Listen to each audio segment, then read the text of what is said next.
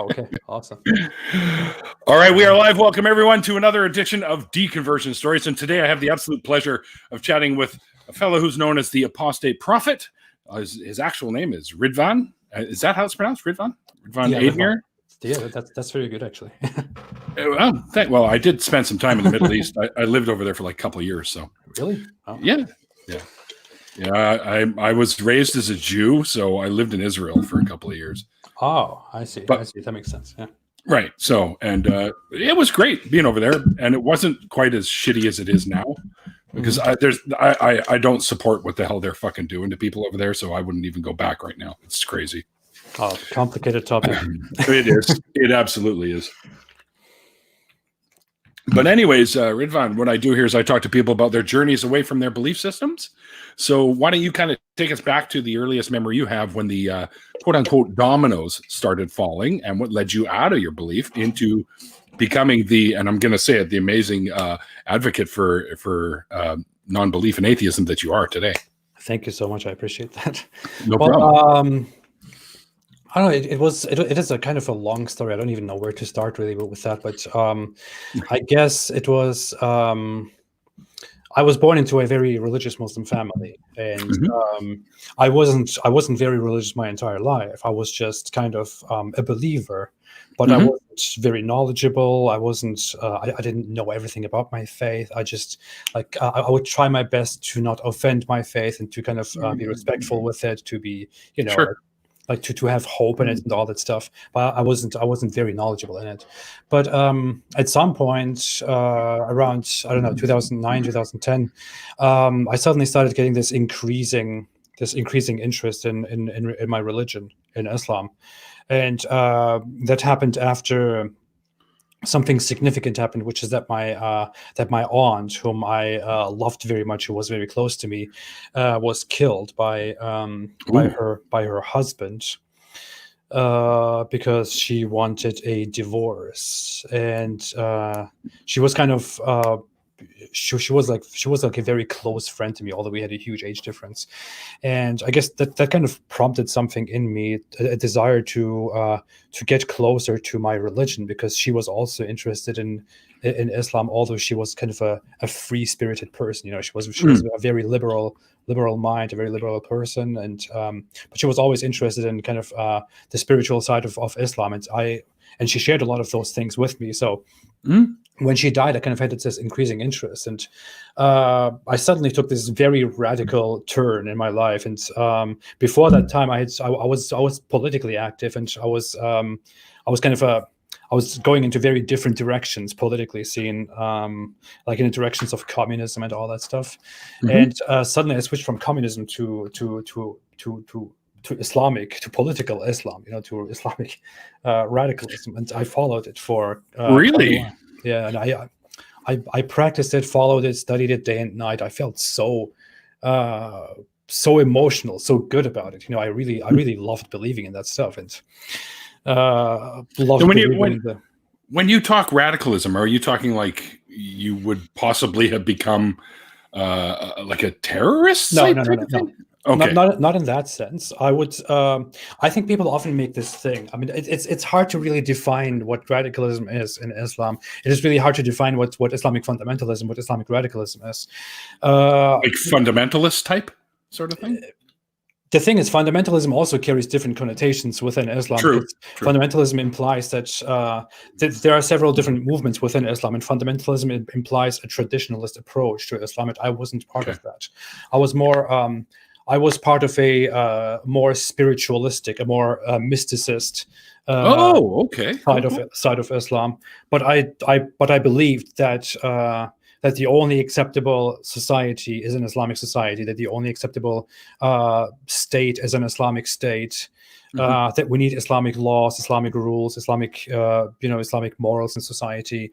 I believed that secularism and democracy are an abomination that were forced on us and stuff like that. It was kind of crazy, and I really look at you now very much. Yeah, now I'm an abomination, but I'm right there with you, brother. But I spent a lot of time believing in that stuff and spreading it, and introducing it to others and engaging in a lot of kind of Islamic missionary activities, which are called dawah in Islam. And I was involved in those, involved in debating my positions and all that stuff. But over the years, I always had these doubts that were always on my mind, but that I tried to suppress without admitting to myself that I'm actually suppressing doubts.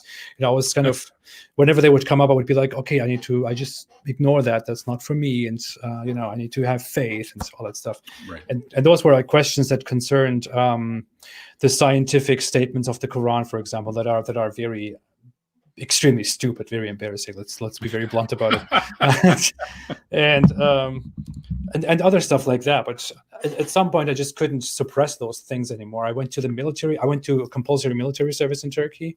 In Turkey, that is obligatory. You have to do that after you turn 20, and there I had a lot of time to think and to be confronted with the struggles of real life, and life under such discipline of the military. And as I was there, as I had so much time to think for myself, I kind of came to the realization that I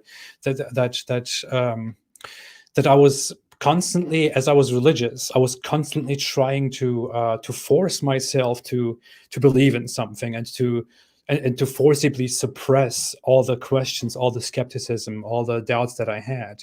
And I kind of had this realization during that time where I thought, if Allah is or if God, is the Almighty Creator, and He created me with the flaws that I have, and He gave He gave me this burden, He gave me all this life and free will and all that, would He, the God that I know and the God that I love, really blame me for having questions and really blame me for making mistakes? Would He really blame me for coming to a wrong conclusion about Him, for example? If I concluded that if I mistakenly concluded, that's what I assumed. If I mistakenly concluded that some things about this belief are wrong, or that He doesn't exist, would He really blame me for that? Because it is He who created me in such a flawed way, and who gave me this mind that just keeps feeding me questions and questions everywhere. And I kind of came to the conclusion over such a long time. This is like, I don't know, this sounds so short when you describe it this way, but it was long. It was long and painful. And I don't know. How did you sort of deal with that? That, like you were saying, it was long and painful. Like, did you constantly have to look at yourself in the mirror and say, you can't think like this, kind of thing? Or well, it was. I don't really. It is hard to describe, because the thing is, when you come out of that and try to explain it to people, it looks like it was a very short process, but it wasn't. It was like it took years, and I don't even know where it started and where it ended. It was like it was such a long time. And even when I was at the peak of my religiousness, even when I was at the peak of believing in God and loving my religion, I had these questions that were always there. And, I guess at some point I tried ignoring them. At another point, I would just try to repent for all the questions that I had.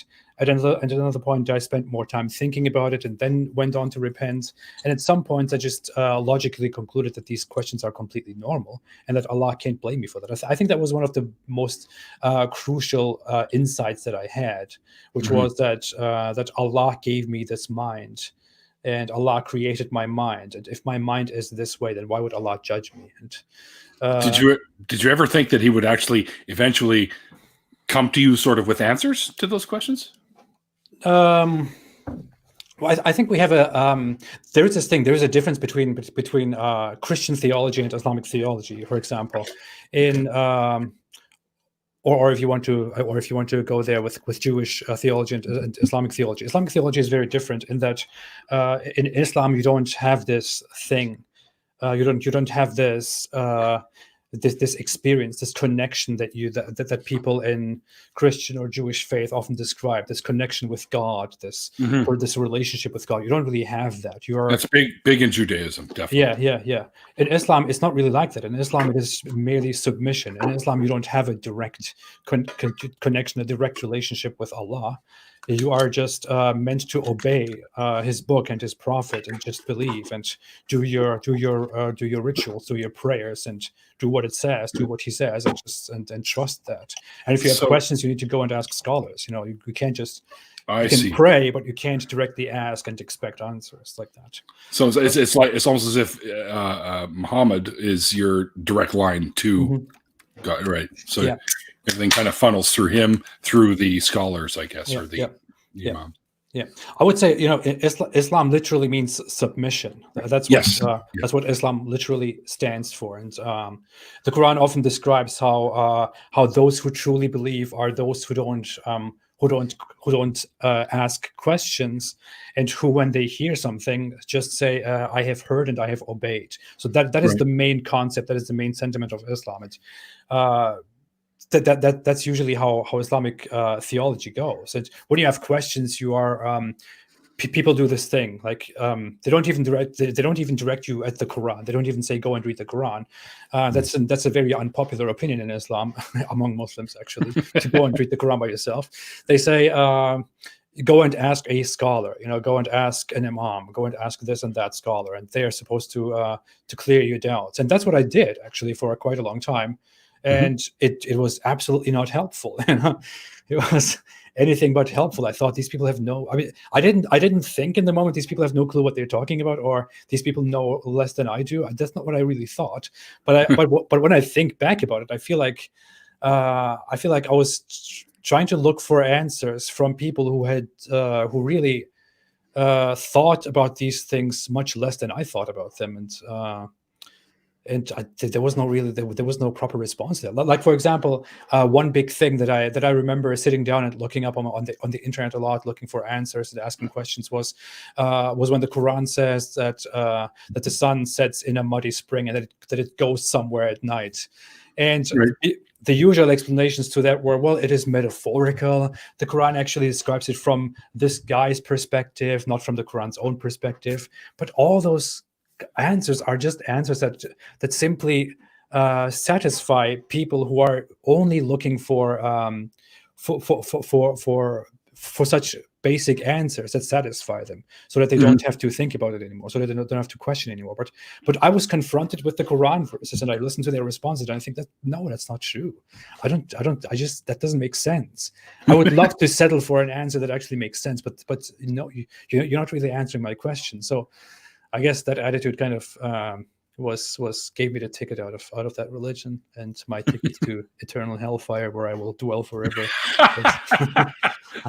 Which never made sense to me, anyways. Because in Judaism, there really isn't a hell. They have something called Sheol, which is where you're just separate from God.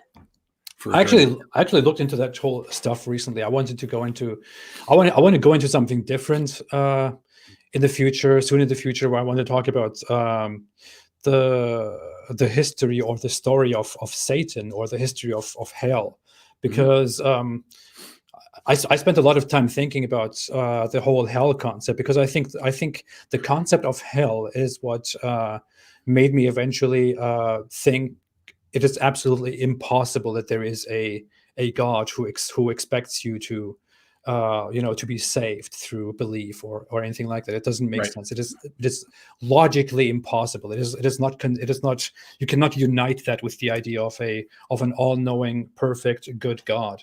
Right. And but then you look into Judaism, and the idea wasn't even there. The idea of Satan, as he is in Christianity and Islam, wasn't even there in Judaism, and the idea of hell, as it is in Christianity and Islam, wasn't even there in Judaism. And then that's right. When you look at Judaism, at Jewish history, you find out that Satan and hell, the whole concept of it, kind of snuck into Judaism in this time between I don't know what that time is called right now, but the time between Jesus and the last recognized or canonized books of the prophets. And in that time, as the Jews were more learning from Zoroastrianism, it looks like they kind of adopted the whole idea of this dualistic world between, because in Zoroastrianism has this dualism between Ahura Mazda and Angra Mainyu, who is the bad, the evil God, and the good God.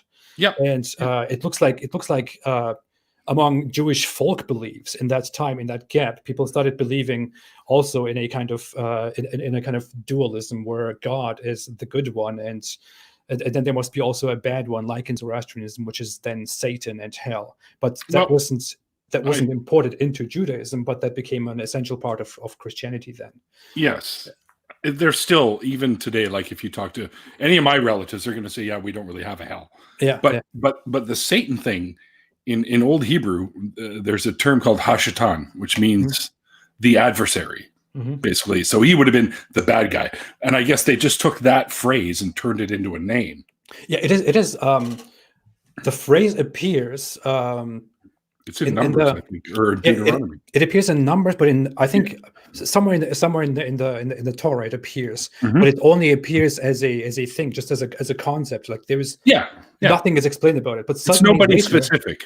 Yeah, suddenly later in the books of the prophets, it suddenly turns into this guy called Satan, or this character called Satan, which is perceived to be, no one really knows what it is, but interpretations are that he's kind of an angel or something like that, or someone fallen angel, is he not? Yes, something like that, and it's still not further explained, and it just evolves over time. It's very interesting. Yeah.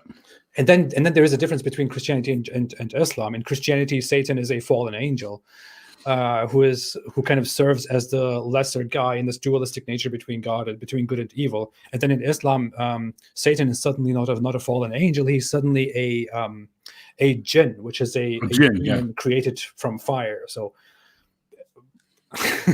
very sounds weird. Cool. Yeah, it does. It sounds very, very interesting, very intriguing. But definitely kind of weird. So indeed. So after you found your way out of these beliefs, and you figure it was around 2010, you figure called yourself? That's where I jumped into. No, that's where I started becoming religious, and it was like I don't know, what was that? 2000, I think around 2014. After these 4 years of so much praying and studying day and night, I concluded that I just cannot believe in Islam anymore. So I think it was in 2014 that I told myself, okay, I am not a Muslim. I had to make that a moment because it wouldn't work otherwise. I told myself, I am not a Muslim. I don't believe in Allah. I'm done with this. Right. And I think it took another year or so to. After that, I kind of tried to look into Christianity and Judaism and try to compare Islam to these religions and try to figure out if there is a God in the end. And it took about a year or so to come to the conclusion that God doesn't exist at all. I think, and that's where I started calling myself I didn't even call myself an atheist at that time. I think it was maybe again a year later that I started calling myself an atheist or so. I don't know. It's an interesting question from my friend Geosam. He wants to, what is promised by Allah in the Quran for faithful Islamic women after their death? It's funny. There is no. That's a good question. It's a question that provokes that offends some people who believe in Islam, but because the Quran makes it very specific over and over again what awaits the faithful Muslim men in heaven. Right. Men will have will sit on shining thrones with rivers of wine that doesn't make them drunk. I don't know what the point of that is. Yeah, what? Can I have beer instead? They will drink wine out of cups, but they won't get drunk by it. They won't get intoxicated by it, and those cups will be and they will be served by these virgins with big eyes and big boobs and transparent skin for them, which is. Transparent skin. Wow. Okay.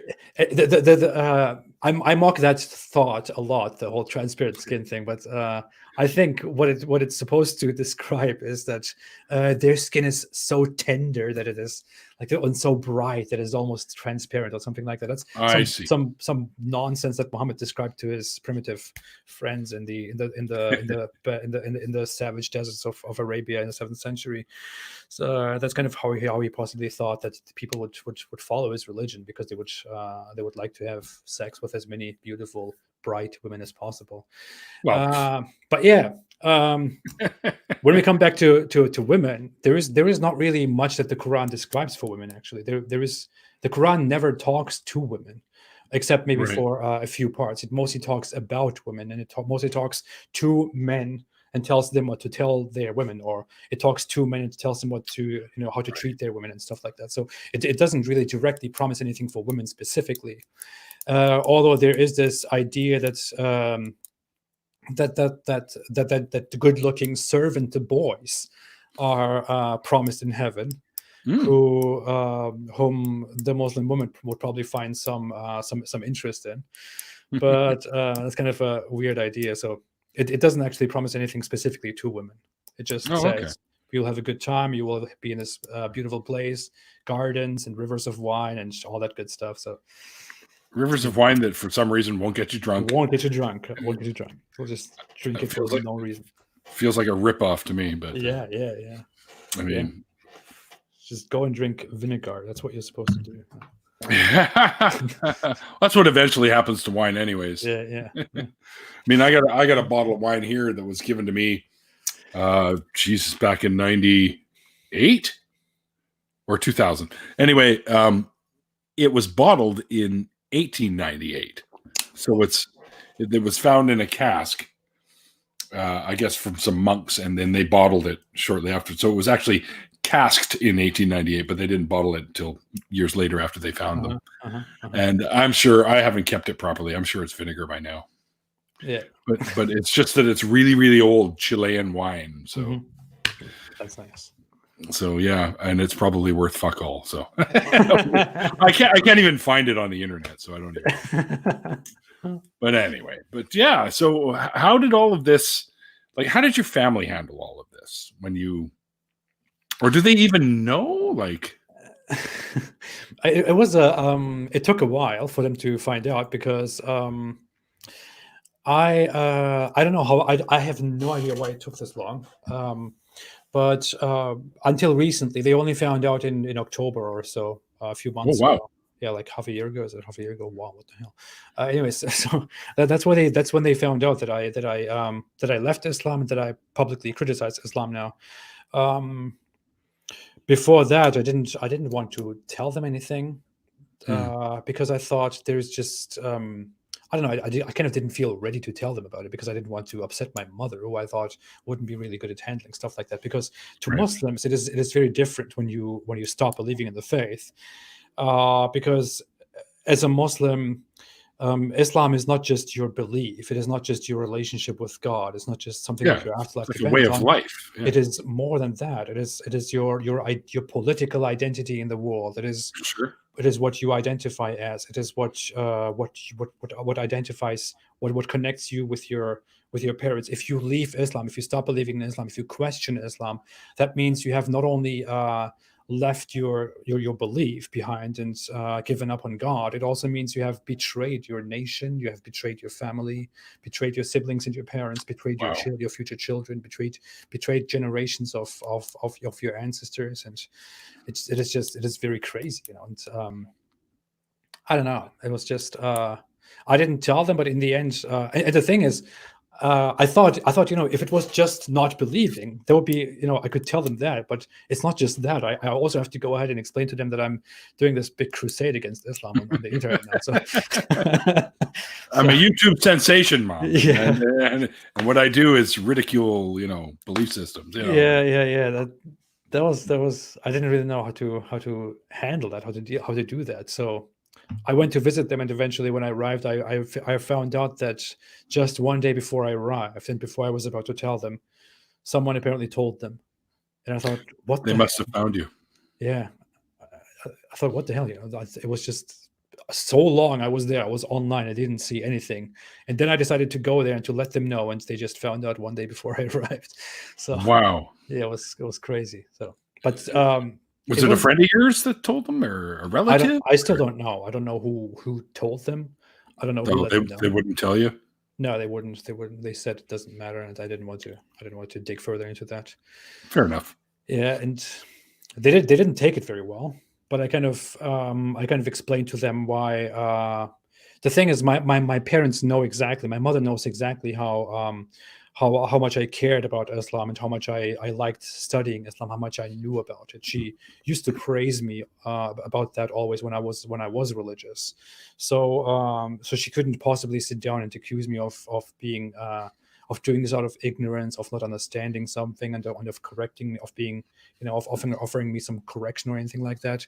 I said, you know, you know very well how much I cared about this and how much I read about this stuff, and I just concluded in the end that I don't believe in it anymore. And I think that, and I don't want to tell you that your belief is wrong, but I think that a lot of decisions that you made in your life that affected us in a wrong way, that affected your children in a wrong way, were probably originated by your faith in Allah, Sure. and Muhammad. So, but I didn't want to discuss very much about them. They didn't take it very well. They were very upset about it. They were extremely upset about the fact that I'm doing this online. They said they can never accept this. They will never accept this.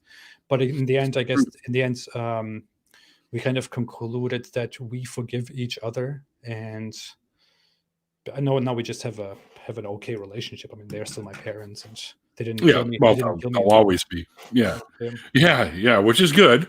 I know that's part of that apostates are supposed to be killed, right? So Yeah. I have a good family. I mean, I knew that. I knew that my family is not a family that would take this to extremes and would try to take severe action against me.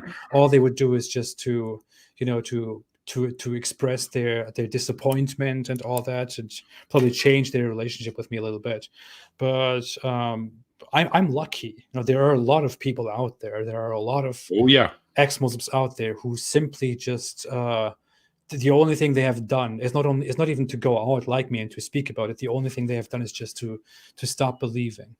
And they're looking for answers. They're looking for places to express that. They're looking for other people that they can share this with. But they are in fear. They are terrified because they live in countries or they have families where they are in great danger for simply for not believing in this ridiculous religion anymore. They fear for their lives. Yeah. And surprisingly, when I had them on, they didn't hide who they were. They were fine with being on camera. So my guess is that their families probably don't watch YouTube. Right? Yeah. They would never find them. It's not just them. I get a lot of messages from people ever since I've been doing this. This has my channel has become the largest ex-Muslim channel on YouTube. So when people search for this is what they find, and especially when you look at people who live in the Muslim world, who live in Arab countries, for example, who have no means to express themselves and to share things publicly, find me and they send me messages, and it's just very heartbreaking to read their messages, to read the stuff that they say. These people are angry. They are frustrated. Some of them want to give up living. Some of them are just so hopeless and desperate because they have no means to express themselves, and to all they can do is go online and create some anonymous accounts and to just say, hey, I'm here. And even then they are afraid because their parents could find out and could give them severe consequences, or their state could track what they do, and they could get in serious trouble. And it's crazy what we're dealing with here. It's scary, man. And I've gotten some messages too from they call themselves ex-Muslims now, but they're still living with their families. They're still living in areas like you just described, and they're afraid, and they're reaching out for help because they want to know if there's a way that they can get the hell out of there, somewhere that's safer, out into the Western world somewhere. Where I'm like, you know what, even if you do that, and I could probably point you in directions that could help, but you still run the risk that they could find you. Yeah. It doesn't matter where you go. Absolutely. So you have to be absolutely sure that this is what you want to do, or you just have to hide the fact that you think what you think nowadays until it's safe, or you have enough of a support system where you can do that. Right? Yeah. That's why we need to normalize these things. That's why it's so important to go out there and to. I encourage people, when they ask how they could help, I encourage people to. To, of course, take care of their own safety, but also one thing would be to share voices that are public about this. And one thing would be, if you have the means to go public yourself and to share your experience and to express your opinion, to express your disbelief in Islam in public, then please do it. We need more voices to go public and to speak about this Absolutely. whole thing. We need to normalize this all around the world. It is happening. It is happening slowly, but every new move, every new person who wants to help normalize this thing is very much appreciated. So Absolutely. And my good friend Armin Navabi says the same thing. And I think his little organization he's got there, the Atheist Republic, and also I'm not sure if you know Godless Mom, Courtney Hurd. Yeah. She's also, her and a friend of hers have started up another one where they're reaching out to try and help people away from those situations and get them to safe areas where they can not have to worry about being offed because they don't believe in something anymore. Yeah. Which I think is that just still blows my mind that people get that into something that they would consider that to be the only answer after somebody leaves. Oh, you're gone. Now we have to kill you. That just it's blows my mind. It is. It's not even something that it would be one thing if that was just something that people came up with because they took it too far or because they went too extreme. But that's not it. It is directly there in the fundamental scripture, in the fundamental text of the faith. When you open the second most fundamental text of Islam, of the Islamic faith, you find the order there. You find that you find that it explicitly says, kill those who leave Islam, or kill those who don't believe. Yeah, who reject their faith and leave the Muslims. Or in one quote, it says that killing a Muslim is not permitted unless it is for three reasons, and one of them is those who stop believing. So that is directly there in the fundamental text, which is why Islamic societies, Islamic states have brought that so far into our time as in their legal systems, and that's why a dozen Muslim countries still have that as a law. It is crazy that we even talk about that we even discuss whether this religion is misunderstood, or if it's a religion of peace. It is so insulting, so disgusting to me that we are here in the West and people tell us, "Oh, you are just misunderstanding Islam. It is just your prejudice. You're just doing this." Your prejudice. Actually, it is a religion. It is a quite peaceful religion. People are just exaggerating. Shut the fuck up. Well, on the other hand, I'm friends with many Muslims that live in my area.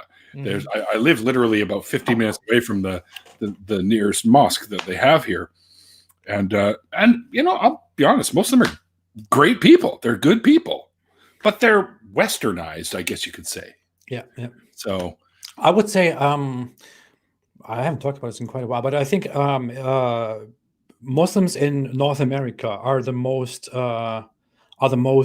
liberal, the most modern, the most not un-Islamic Muslims. I would say they're very different.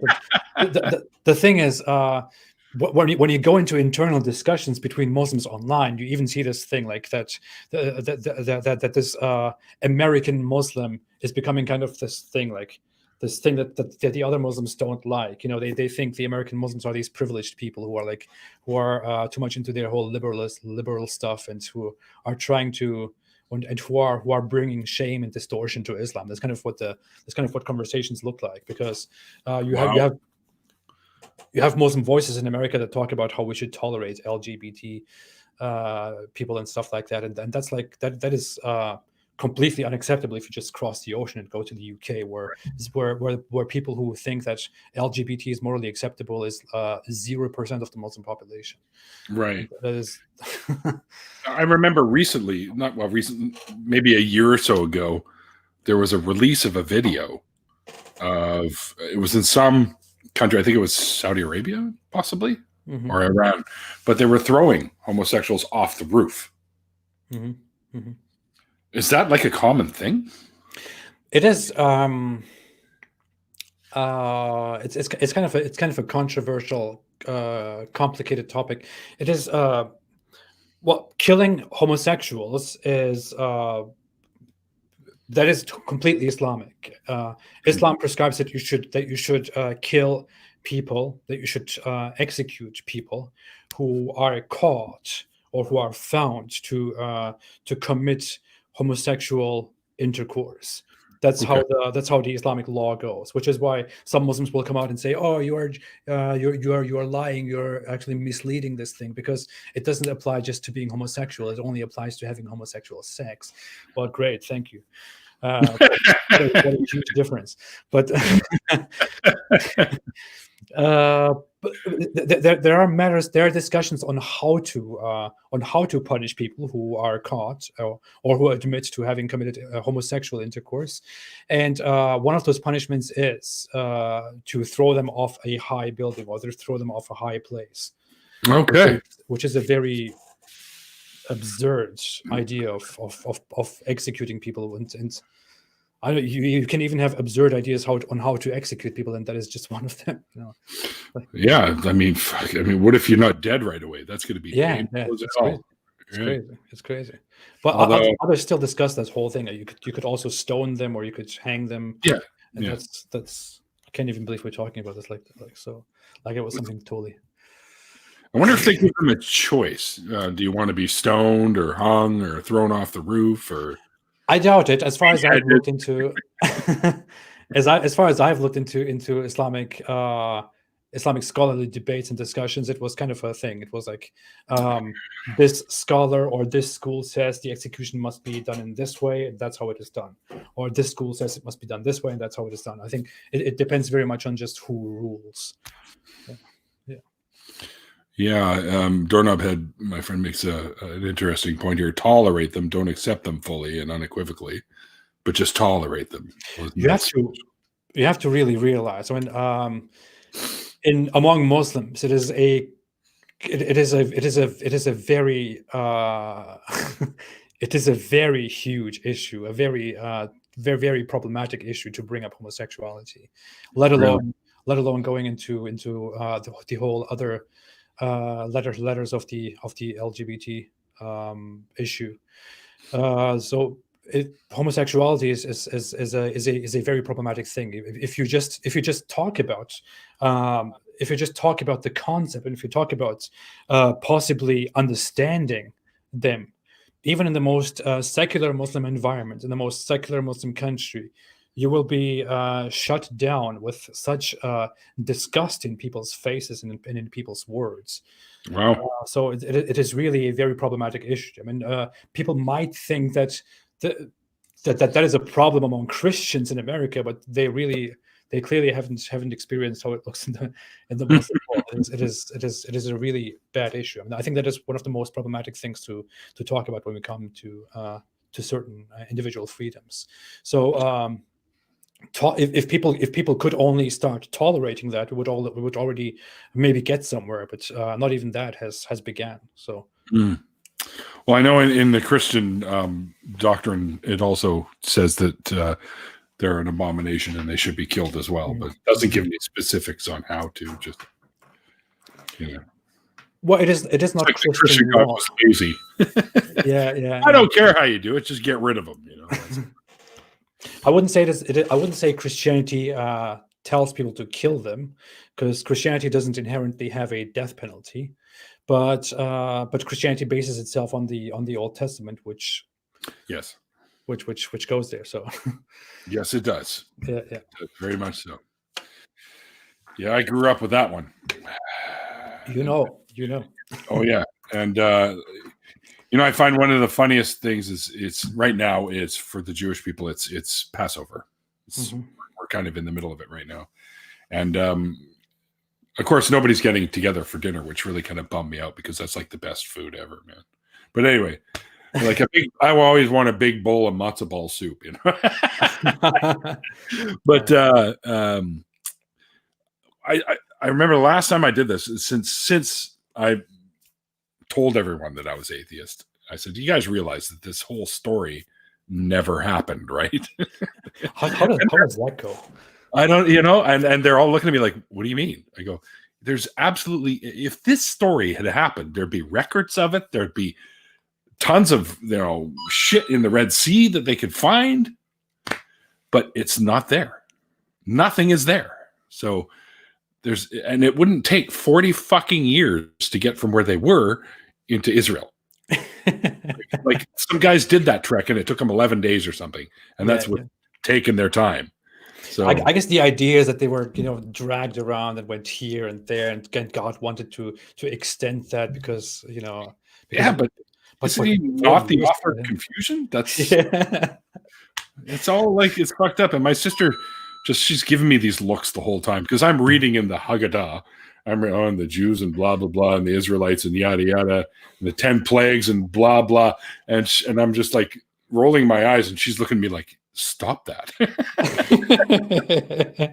I'm like, I can't help it. It's all ridiculous to me now. Well, it is even very dubious, the whole account of Jews ever being in Egypt and being slaves. We don't have any reasonable historical record, historical perspective to explain why or how and when Jews were slaves in Egypt. It is just a very there's no record of it. Yeah. It doesn't really make sense. So that's kind of a new thing that has arisen, that is rising more and more among scholars and historians to try to explain that. And it's just one more hole in the whole story. So oh yeah.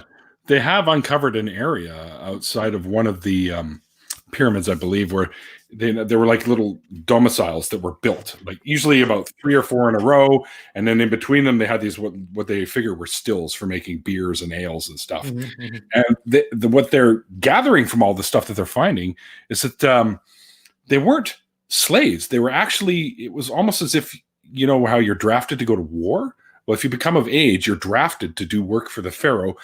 But your family and everyone was taken care of when you were there. So that's what it kind of looks like. And they found some writings about that sort of thing too. I'm not exactly sure where. I'll have to Google that at some point. But and the whole story kind of sounds like it's just trying to vilify the Egyptian, the Egyptian ruler, the Egyptian the pharaohs. The civilization beyond what we actually.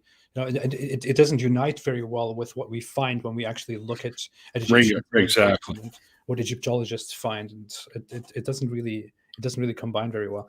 Nope. The thing is, what was I gonna say? I was come on, I was just thinking about Hebrew.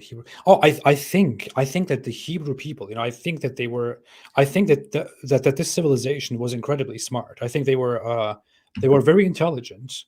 Oh, yeah. And they had a very good system in place to create something, to create a society like no other around them, except maybe Egypt, and maybe that is the nature of why they created a whole story about Egypt. Vilify. Actually makes a lot of sense. Because the cultures around them were not very great at establishing a proper system that would keep people loyal to the system. I think when I think about the 10 commandments, for example, and I think about the one specific commandment, which is not to take the Lord's name in vain, I think that is an incredibly important commandment that is very, very fundamental, very essential, very important to the survival and the development of the Hebrew people and this whole civilization. I think when you think about that commandment, you see that Yahweh, the one God, is the foundation of this civilization, the foundation of this society, the foundation of the state, of the laws, of everything that exists. If you make sure and indoctrinate people with the idea that you let alone disrespecting it, let alone going against it, you cannot even take the name of the foundation of your society in vain. I think that was a very good way for these people to make sure that people would develop a very loyal and a very promising civilization that respects the law, builds on the law, preaches with the law, and advances the law. And for example, when you think about Egypt had the pharaohs, and the pharaoh represents the divine, or the pharaoh is divine. But then the pharaoh dies, and now what? But not so divine. Yeah. And he's up there in the constellations now. Yeah. And with the Hebrews, you had this thing like the law is God, and you cannot even take his name in vain, and it's the foundation of your society. It never expires. That is a very smart idea. That's how it's. And I feel like it all comes down to how the Hebrew people simply just created this system. And of course, many of the aspects of it are parts of this creation, or of this necessary creation, or necessary parts of this creation, whatever you want to call it. Anyway, sure. Yeah. And then they found the diamond mines, people, and everything changed. Yeah.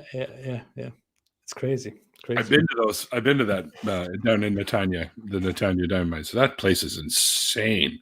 Yeah. Also, you see the pyramids in pictures, and you're like, wow, that looks pretty big. Fucking stand beside one.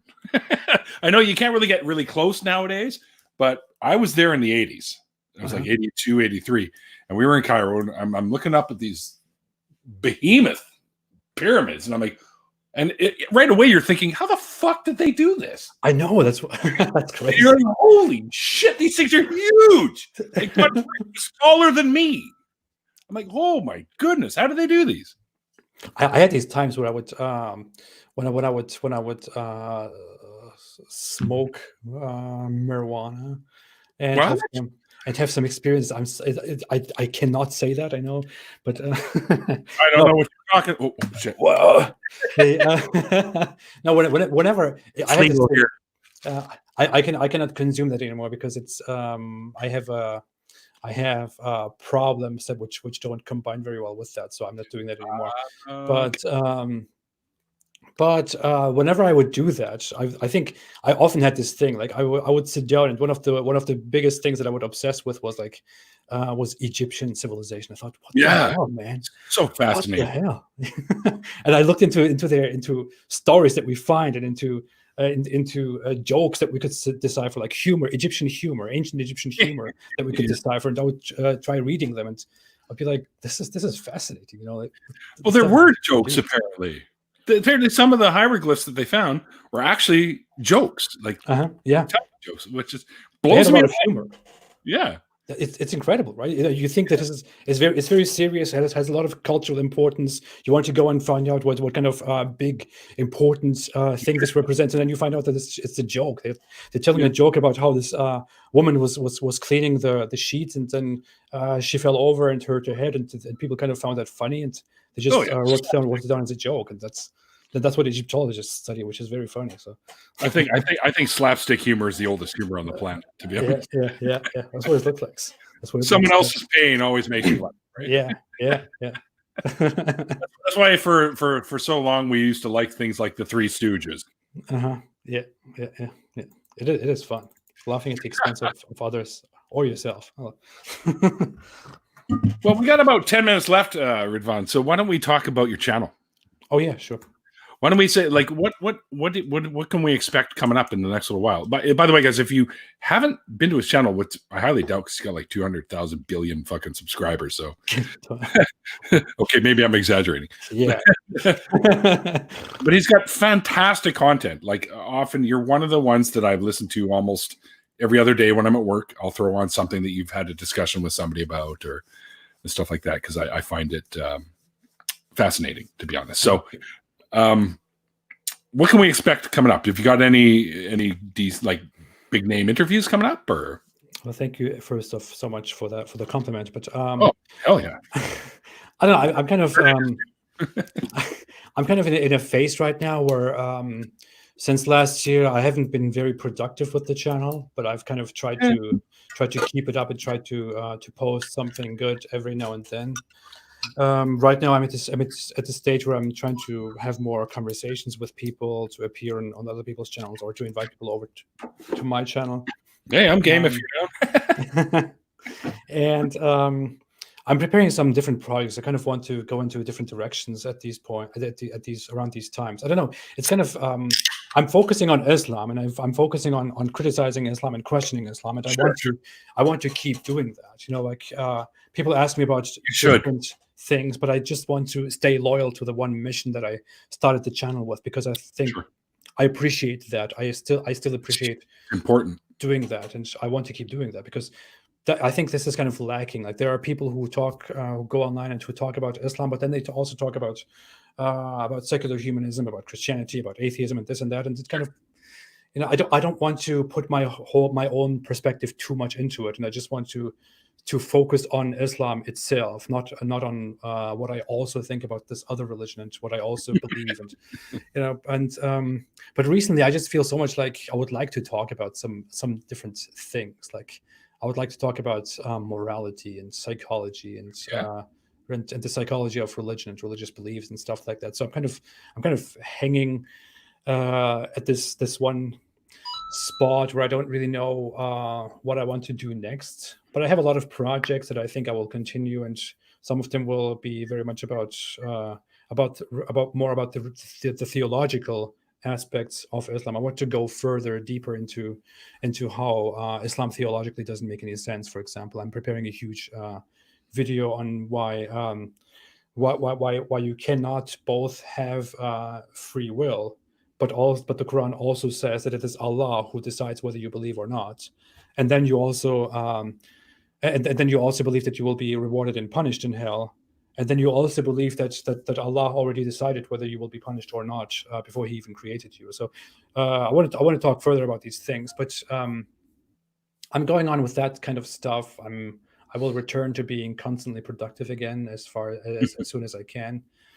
I'm working on I'm playing with the thought of writing a few books, and I'm working on that right now. I came up with some awesome ideas recently, and that's not the one I wanted. Yeah. This one's the one I wanted. Yeah. Neil AP and an ex-Christian should walk into a bar together. I had such a thought recently, like an atheist and okay, yeah, whatever. No, it's the old an ex-Jew, an ex-Muslim, an ex-Christian walk into a bar. I know, I get it. Which is silly because you figured the second two would have seen it coming. Okay, it's bad dad joke. What can I tell you? People have come to expect that from my channel now. Just a long-haired, beer-drinking, bad dad joke telling biker pirate Viking guy. That is good. That is good. being natural is the best thing. It's the most important thing you can do, really. That's and that's what I wanted to do with this channel. I wanted to talk to people, get to know my brothers and sisters that are now apostates and atheists and never believers, get to know the community. And I think this is one of the best ways to do it, and hear how they got out of it. I have had people on that were never really believers, so to speak, but they've had religious influences in their lives. Right. So I figured that was a good way. I could have those kind of people on as well to show that, not everyone was born into something, but they did have people trying to influence them. And, Sorry, I interrupted you. Oh, go ahead. Go ahead. I keep doing that. I don't know why today. I always think, I like to think that I don't interrupt and that I don't speak over others, that I let others speak. But I don't know. Today's one of those days where I just don't know when to speak. So should I mute or something, or maybe just mute me? No, I'm not going to do that. I wouldn't do that to you, man. I wouldn't do that to you. I appreciate that. I think it's great to really explore where other people are coming from, what other people have made through. What I think it's great to really make people familiar with the worldviews and with the life stories, with the past and the thought processes of other people from completely different cultures, different beliefs. I think this is really something that I want to that we need to show to everybody. I was just thinking yesterday that it would be a great idea to create a huge project where we just tell stories of ordinary people. Yeah, that's cool. Ordinary people from all kinds of cultures, and you can and make it interesting so that someone who sits in America or someone who sits in India or even in Saudi Arabia or Pakistan can come and listen to random stories by random people and just understand how different cultures work and understand where different people are coming from. And then if you could establish this relation between different cultures, different civilizations, different people in the world, I think so much could change for the better. Absolutely. We could realize very basic mistake Understanding we make in a day. Yeah. always helps, right? Yeah, understanding is really the key to being to furthering civilization and to improving yourself even. Yeah. Gets rid of the fear. It gets rid of the anger. It gets rid of the mistrust. It gets rid of everything. When people break down their walls, we'll say, and hey, this is who I am. This is what I grew up as. This is how I am now. This is me. I try to do the best I can, or whatever, right? And I think that's a brilliant idea, to be honest. I'd be down to get in on that for sure, like at some point. And if it comes into fruition, I'd love to be a part of that. Really, I would like that. I don't know, I have a lot of thoughts. I always I feel like there's so much going on in my head, so much valuable stuff that I could take out there and turn into something great. But I only have the ability or the strength or the power to do like 1% of those things, and I'm too lazy for the rest, or too confused for the rest. Dilemma. So I could do this, or I could watch season 2 of Vikings. Yeah, see?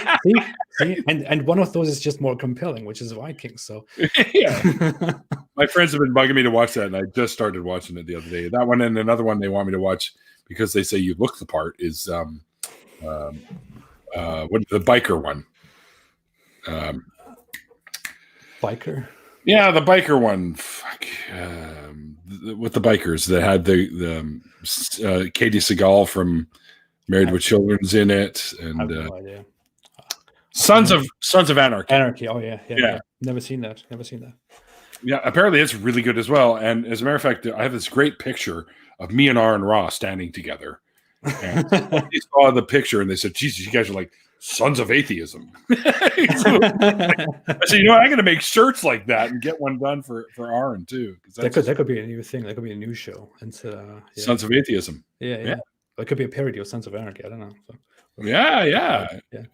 But I think maybe, or we could expand that as people of atheism, and then we could have all the people like you wanted to talk about. But not all of us are going to be atheists in that idea that you had about having people just tell who they are. Yeah. No, it would be just ordinary people from anywhere. I thought like even if it is, even if they hold on, or even if they beautifully talk about a belief or an idea that you absolutely don't agree with, or that you think is completely ridiculous, just it doesn't matter. Just let ordinary people say what what makes them the person they are, or what made them the person they are, and just let ordinary people from any culture, any line of thought introduce themselves to ordinary people anywhere else. And I don't know, just one of those crazy thoughts that I have. Do we have to allow flat earthers in? Fine. We got to draw the line somewhere. I haven't actually thought about that. Now I've completely changed my mind about the whole project now. Damn it. No, even them. Seriously, even them. I don't know. Yeah. We can't be critical, I guess. We got to let I'm sorry, but if you think the Earth is flat in today's day and age, you need to find a flat planet and go move to it. Well, it does make sense, because have you ever been to the South Pole? No. No, I have not. Did you know that there is a giant ice wall, and if you try to fly over that ice wall, the government will try to shoot you down? Don't ask which government. It's of course the it's the New World Order government that is trying to prevent you from. Of course, all their armed penguins. Yeah. The penguins have these missiles on them. Like in Batman 2. This might be something bad to say, but I've never watched a Batman movie, so I don't know. Yeah. And we're done. No. He's like my all-time favorite is Batman, but it's each their own. I always say I could never be upset at them because they haven't seen a Batman movie. Yeah. I was just never really interested in the whole superhero stuff. I don't know. Yeah, it's not for everyone. Yeah. Right. Yeah. See, I grew up on comic books. Mm-hmm. I'm one of those assholes that had like X-Men #1, and people hate me because I gave the shit away eventually. It's worth so much money. I'm like, I don't care. I read it. It was good, and I gave it away. Yeah. We have come to the hour. So Awesome. you've agreed to jump into the after party for a little bit. So Yeah. normally what I do is I take a little bit of a break so I can throw a couple more beers in my cooler, go have a quick cigarette, and then I come back and I'll send you a fresh link. Okay. And you can say hi to some of the folks that have been hanging out with us. So anyone that would like to jump in and say hello to Ridvan, just let me know. And you can do it through Twitter or Facebook if you're not on Twitter, because I'm also on Facebook, although I rarely ever pay attention to it. I hope you guys enjoyed the show. And Ridvan, man, thank you so much for joining me today. It's great to get to talk to you, man, because it's weird because I watch your stuff and I go, this guy's awesome. And I feel like I get to know you, but you have no idea who I am. Right? So I really appreciate it. I thank you so much for having me. I really enjoyed this conversation. It was just getting fun. So me too. And hopefully if you're hard up for a guest, I'm always there. I'm always around. Okay. I'll keep in mind. Thank you. All right. And all right, guys, until next time, like I always say at the end of these conversations, like the late, great Christopher Hitchens once said, it's called faith.